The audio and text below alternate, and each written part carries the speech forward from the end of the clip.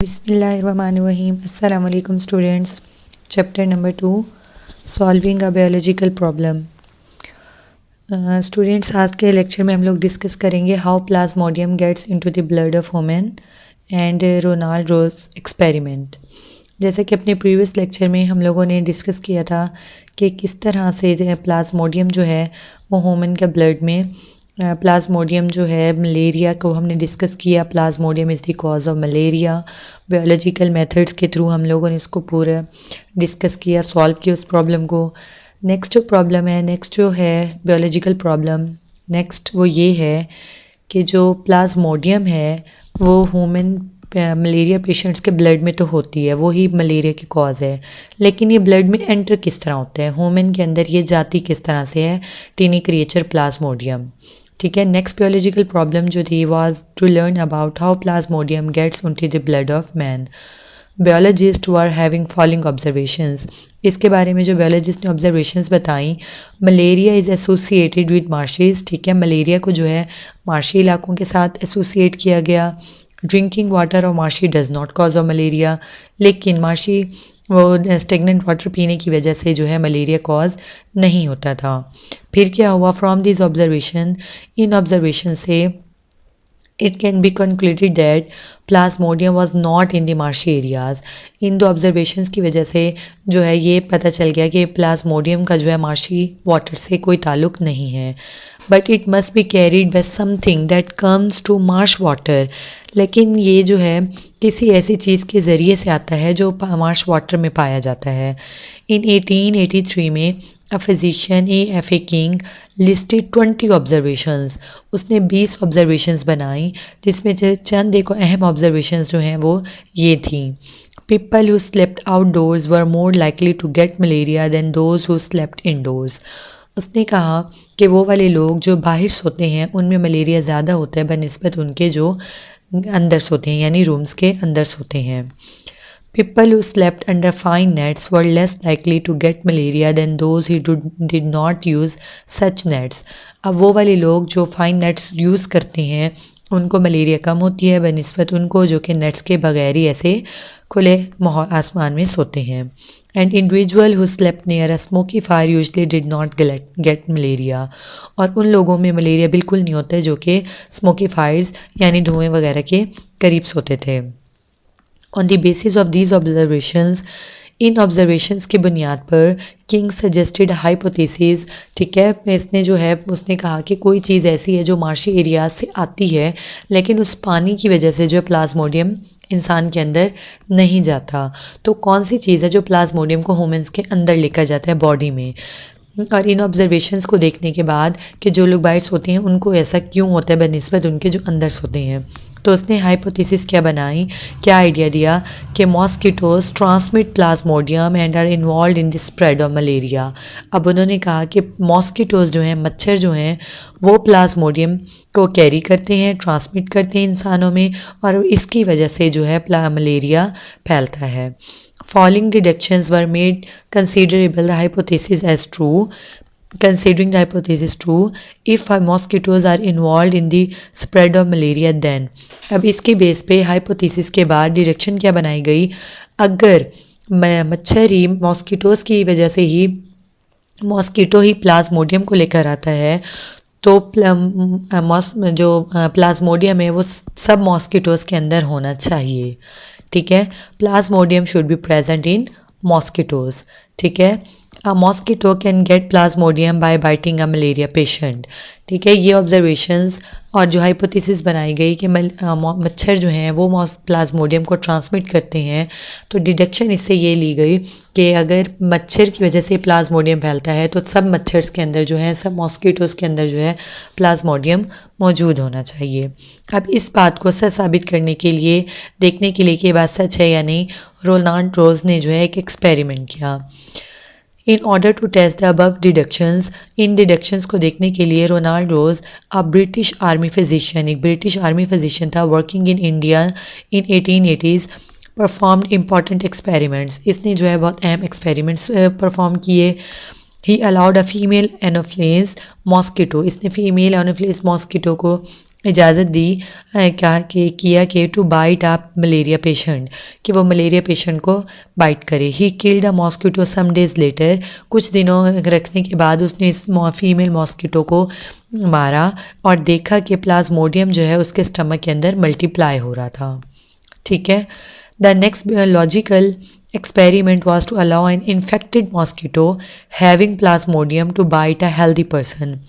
अब इस बात को सच साबित करने के लिए ये जो प्लाज्मोडियम मॉस्किटो के अंदर मौजूद है इस टाइम, वो हेल्दी पर्सन में, वो इंसान में जाता है या नहीं।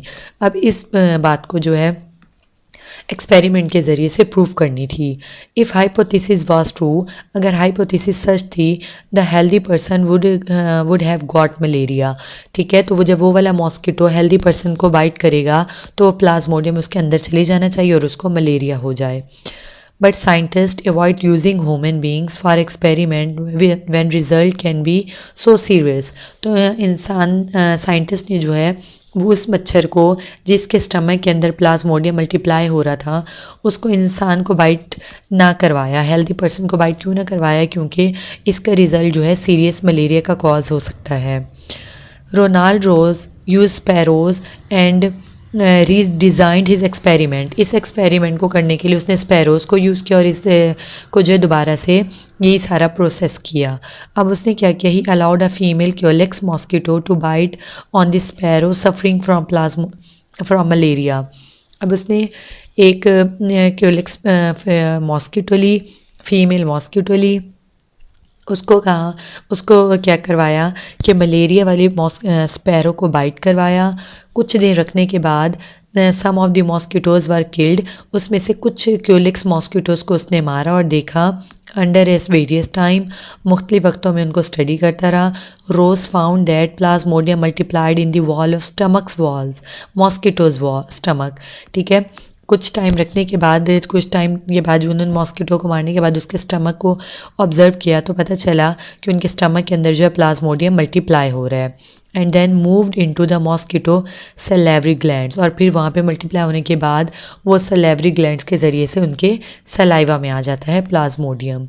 ही केप्ट सम मॉस्किटो अलाइव, और उनमें से कुछ मॉस्किटोज़ को उसने ज़िंदा भी रखा। And allow them to bite healthy sparrows, और उन मॉस्किटो को क्या करवाया कि हेल्दी स्पैरो को बाइट करवाया। Ross found that the saliva of the infected mosquitoes contain Plasmodium.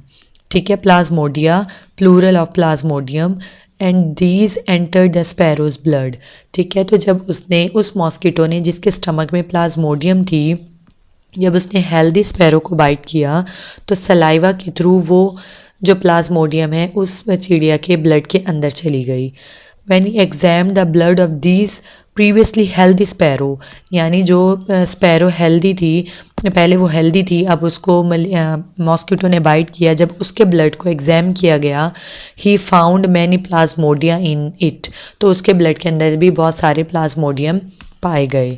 तो इस बात से ये बात सच साबित होगी कि पहले फीमेल क्यूलिक्स ने मॉस्किटो के जो है मलेरिया वाली स्पैरो को बाइट किया, फिर कुछ दिन रखने के बाद जब उसने हेल्दी स्पैरो को बाइट किया तो वही वाली प्लाज्मोडियम उसके अंदर ट्रांसमिट हो गई, जिससे ये बात भी सच साबित हो गई कि प्लाज्मोडियम जो है मॉस्किटो के थ्रू ट्रांसमिट होता है। इन दी एंड, आखिर में, the hypothesis was tested by direct experimentation on human beings. इस हाइपोथेसिस को सच साबित करने के लिए कि चिड़िया में तो है ये वाली मॉस्किटो जो है वही प्लाज्मोडियम को ट्रांसमिट कर रहा है, तो क्या इंसानों में भी ये मॉस्किटो ही इसको ट्रांसमिट करती है? तो ये ह्यूमन्स पे एक्सपेरिमेंट किया गया। In 1898, Italian biologist allowed Anopheles mosquito to bite a malaria patient। ठीक है, एनोफ्लीज मच्छर को एक मलेरिया पेशेंट को बाइट करवाया गया, यानी वो वाला मैन जिसको मलेरिया था, एनोफ्लीज मच्छर ने इसको बाइट किया। कुछ दिन रखने के बाद हाँ ये देखा कि इसके अंदर प्लाज्मोडियम जो है मल्टीप्लाई हो रहे हैं, और इसी एनोफ्लीज मच्छर ने जो है हेल्दी पर्सन को बाइट किया। जब इसने हेल्दी पर्सन को बाइट किया तो उस बंदे को भी मलेरिया हो गया। तो ये बात सच साबित हो गई कि एक पेशेंट के ब्लड से प्लाज्मोडियम टीनी क्रिएचर को ट्रांसमिट कौन कर रहा है? मॉस्किटो ट्रांसमिट कर रहा है, और इसके सलाइवा के ज़रिए से ब्लड में चला जाता है। इसी तरह से जिस स्पैरो को मलेरिया थी उसको क्यूलिक्स ने बाइट किया तो ये इसके ब्लड से प्लाज्मोडियम इसमें ट्रांसमिट हो गई, और जब इसने हेल्दी स्पैरो को बाइट किया तो उसको भी मलेरिया हो गई।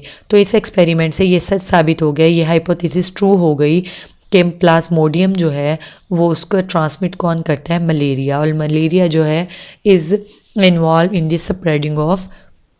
Spread of malaria.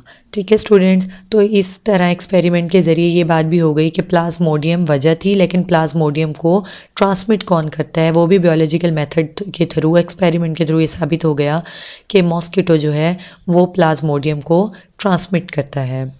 तो यहाँ पे एक और क्वेश्चन हैं side box. Female mosquito need the blood of mammals और birds for the maturation of their eggs.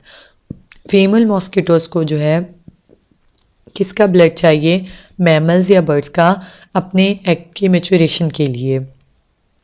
एक और क्वेश्चन है कि जब मॉस्किटो बाइट करने के बाद स्किन के ऊपर हमें ईचिंग सेंसेशन क्यों होती है, या वहाँ पर विल्ट अपेयर्स क्यों हो जाते हैं। The welt that appears after the mosquito leave is not a reaction to the wound. ठीक है, वो हमारे ज़ख्म नहीं होता, वो उसके काटने का रिएक्शन नहीं होता, but an allergic reaction to the saliva. ये बल्कि उसके सलाइवा का रिएक्शन होता है जो हमारे ब्लड में इंजेक्ट करती है। In most cases, the itching sensation and swelling subsides within several hours। और कुछ घंटों तक वहाँ पे जो है itching sensation और चलन भी रहती है। तो वो मॉस्किटो जो है अपना सलाइवा क्यों इंजेक्ट करती है, क्योंकि ब्लड जो है वो क्लॉट हो जाता है। ब्लड क्लॉट हो जाता है जब हमारे जिस्म से बाहर आता है, तो उस क्लॉटिंग से बचाने के लिए, क्लॉटिंग से बचने के लिए भी जो है मॉस्किटो जो अपने सलाइवा इंजेक्ट करता है। ठीक है स्टूडेंट्स, तो आज का हमारा यहाँ टॉपिक कंप्लीट हुआ। हमने स्टडी ऑफ मलेरिया कि मलेरिया की स्टडी देखी, बायोलॉजिकल मेथड के ज़रिए से किस तरह से प्रॉब्लम सॉल्व की गई। फिर उसके जब बाद ये पता चल गई कि प्लाज्मोडियम के थ्रू होता है, तो प्लाज्मोडियम को ट्रांसमिट कौन करता है, इसको भी बायोलॉजिकल मेथड के ज़रिए, बायोलॉजिकल स्टेप्स के ज़रिए जो है इस प्रॉब्लम को सॉल्व किया गया। तो हमारे यहाँ टॉपिक कंप्लीट होता है। ओके, जज़ाकल्लाह, अल्लाह हाफिज़।